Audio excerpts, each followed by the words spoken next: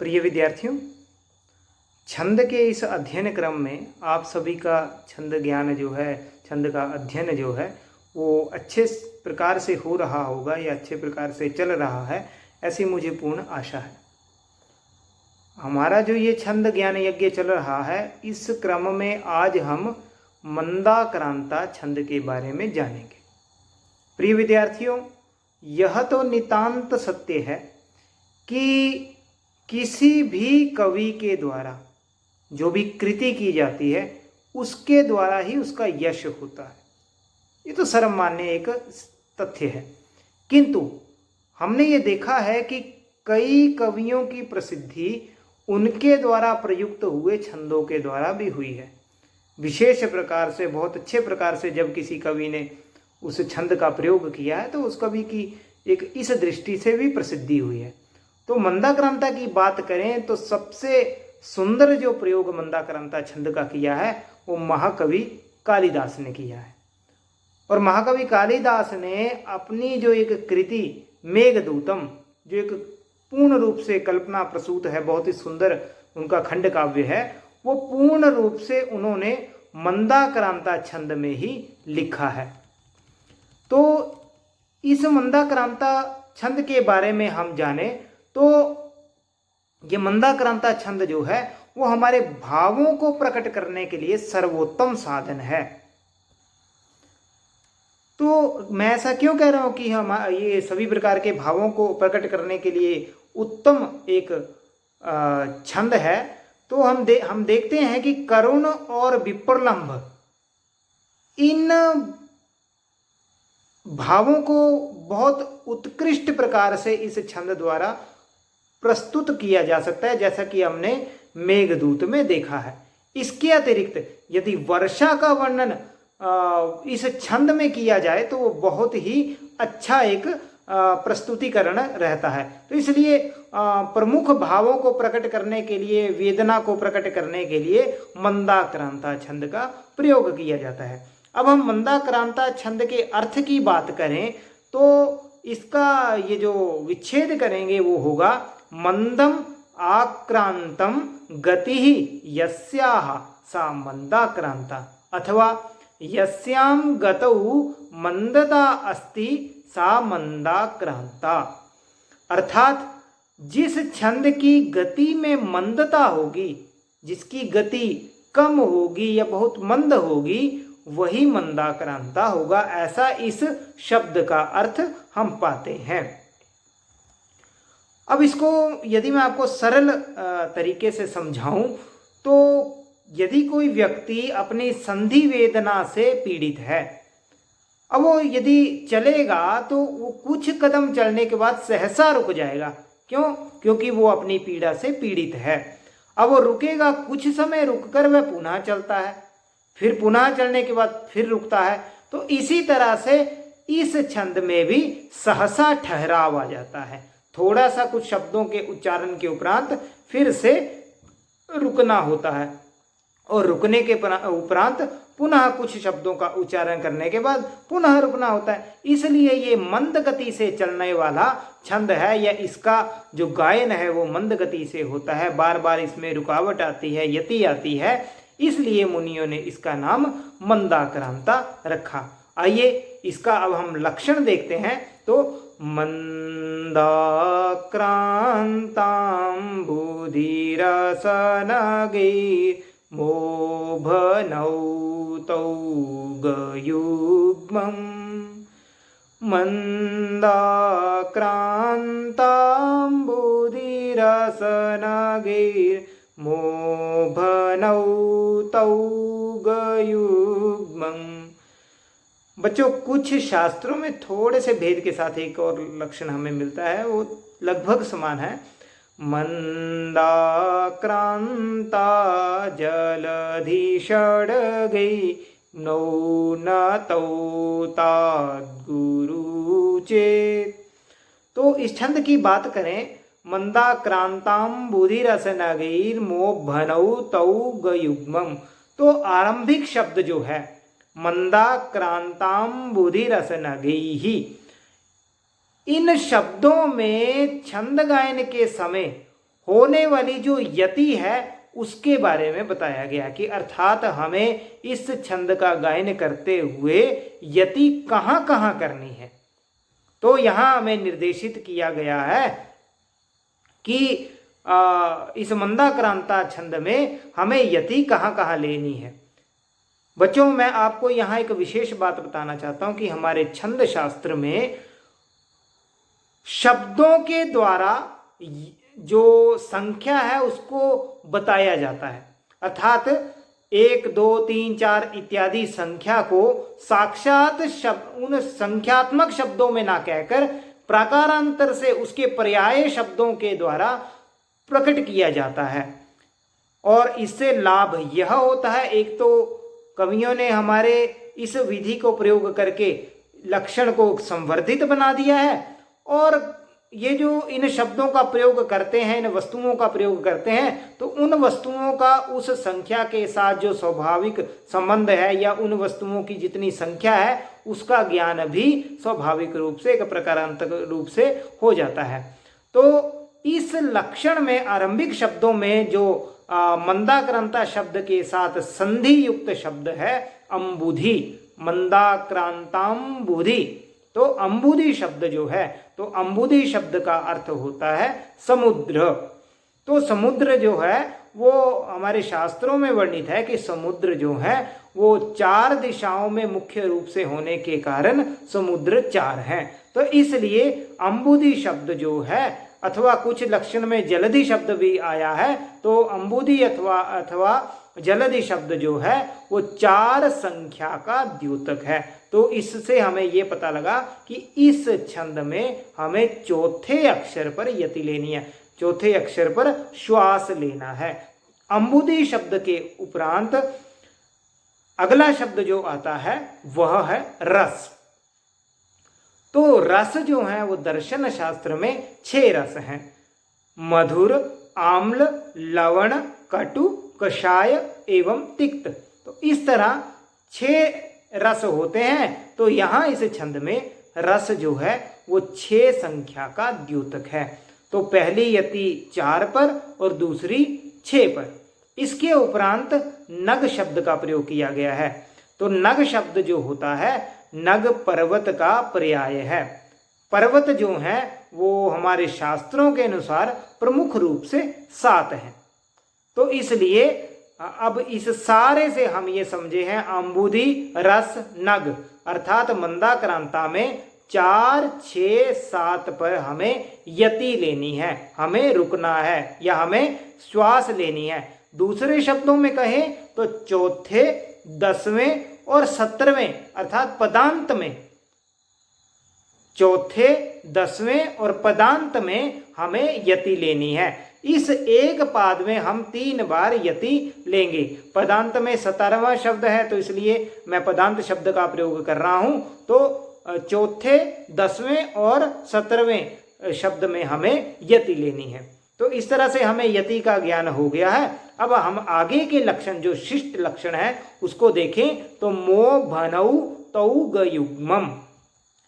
मो अर्थात मगन, मगन होता है जिसमें तीनों वर्ण जो हैं वो गुरु होते, इसको बोला जाता है।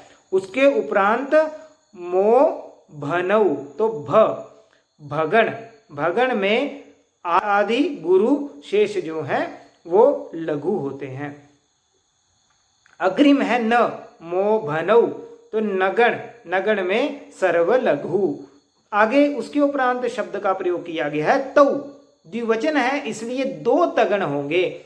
तो 2 तगण का अर्थात है कि 2 गुरु उसके बाद लघु, एस एस आई, फिर से तगण होगा तो एस एस आई। और अंतिम शब्द जो है इस लक्षण का वो है ग युग्मम। ग का युग्म, युग्म होता है बच्चों जोड़ा। तो ग अर्थात गुरु का जोड़ा, अर्थात 2 बार गुरु होगा। तो इसको हम सर्वांगीण रूप से देखें तो 5 गण होंगे और 2 लघु होंगे।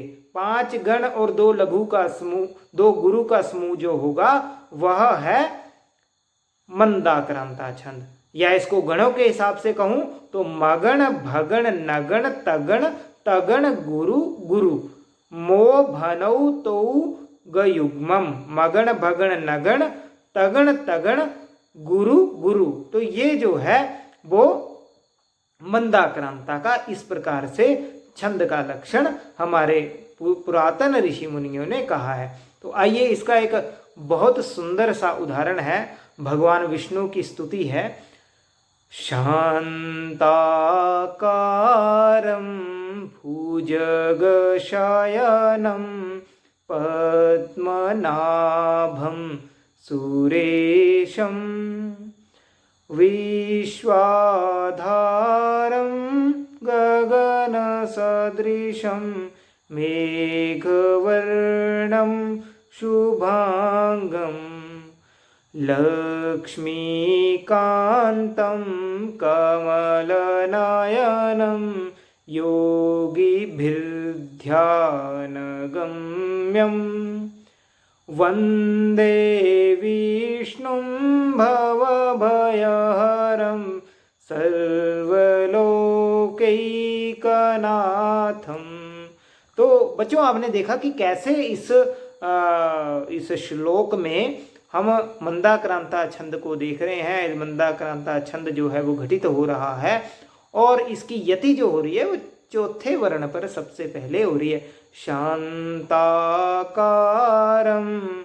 तो यहाँ हमें यति लेनी है। उसके उपरांत 10वें अक्षर पर भुजगशयनम,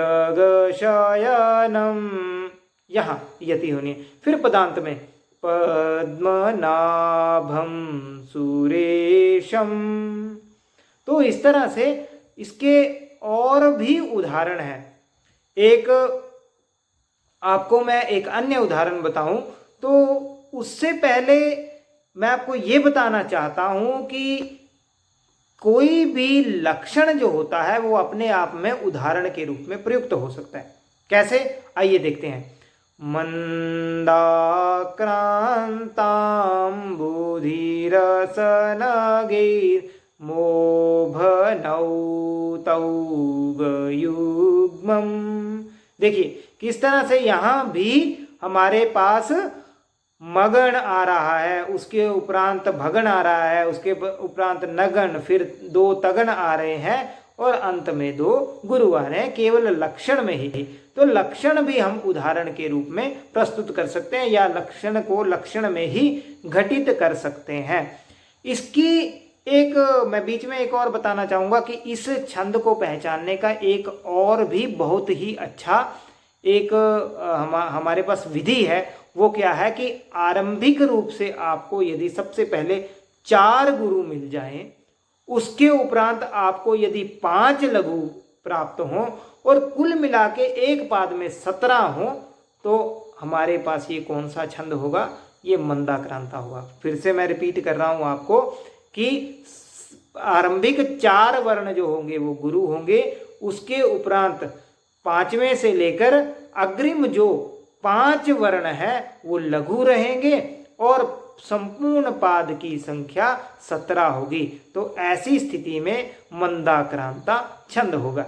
आइए एक और सुंदर सा उदाहरण देखते हैं।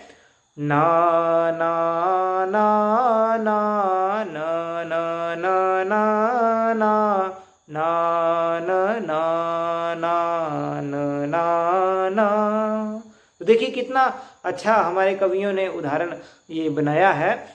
इसके अतिरिक्त महाकवि कालिदास ने जो मेघदूत का रचना की है तो उसका मंगलाचरण जो इसी छंद में लिखा गया है, वास्तव में यक्ष और यक्षिणी की बहुत बढ़िया ये प्रेम कथा है और इसको हम सभी को पढ़ना भी चाहिए। तो इसका मंगलाचरण जो है वो कश्चित् कांता विरह गुरुणा स्वाधिकारात् प्रमत्तः शापेनास्तंगमितमहिमा वर्षभोग्येण भर्तुः यक्षश्चक्रे जनकतनया स्नानपुण्योदकेषु स्निग्धच्छाया तरुषु वसतिं रामगिर्याश्रमेषु।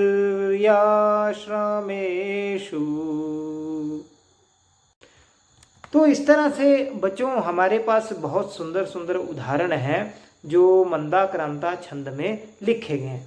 अंत में बच्चों मैं आपको अभी तक संस्कृत के उदाहरण बताए हैं, अब मैं आपको एक सुंदर सा हिंदी का उदाहरण बताना चाहता हूँ। हिंदी में एक कविता है जो वास्तव में बच्चों भक्ति रस से ओतप्रोत है, और मैंने जब ये कविता को देखा तो मुझे लगा यहाँ तो मंदाक्रांता छंद है। तो आइए हम देखते हैं कि किस तरह से इस कविता में भी हम मंदाक्रांता छंद को घटित कर सकते हैं। तो कविता इस प्रकार है। जो मैं कोई विहग उड़ता व्योम में देखती हूँ, तो उत्कंठावश विवश हो चित्त में सोचती हूँ, होते मेरे निवल तन में पक्ष जो पक्षियों से, तो यों ही मैं जलधि उड़ती श्याम के पास जाती। तो देखिए बच्चों किस तरह से जो हमारे संस्कृत के महामुनियों ने जो मंदाक्रांता का लक्षण बताया है उसका अनुपालन हिंदी के कवियों ने भी किया है कि जो मैं कोई विहग उड़ता व्योम में देखती हूँ। तो यहाँ 17 वर्ण है। तो इस तरह से आपने आज मंदाक्रांता छंद को पढ़ा जिसमें पूरे एक पाद में 17 वर्ण होते हैं। इसके अतिरिक्त हमारे पास जो लक्षण है यदि हम उसको देखें तो उसके अनुसार मंदाक्रांता छंद में अंबुधि अर्थात 4 रस, 4 के उपरांत 6 और वर्ण गिनने के उपरांत अर्थात 10वें वर्ण पर चौथे वर्ण पे यति होगी, उसके बाद 10वें वर्ण में यति होगी और फिर 17वें अर्थात पदांत में यति रहेगी। और उसमें जो गण रहेंगे वो किस प्रकार से रहेंगे? मगण, भगण, नगण, फिर पुनः 2 बार तगण, तगण और अंत में 2 गुरु। तो इस तरह से मंदाक्रांता छंद जो है वो संस्कृत में प्रयुक्त किया जाता है और उसकी व्यवस्था इस प्रकार से रहती है। धन्यवाद।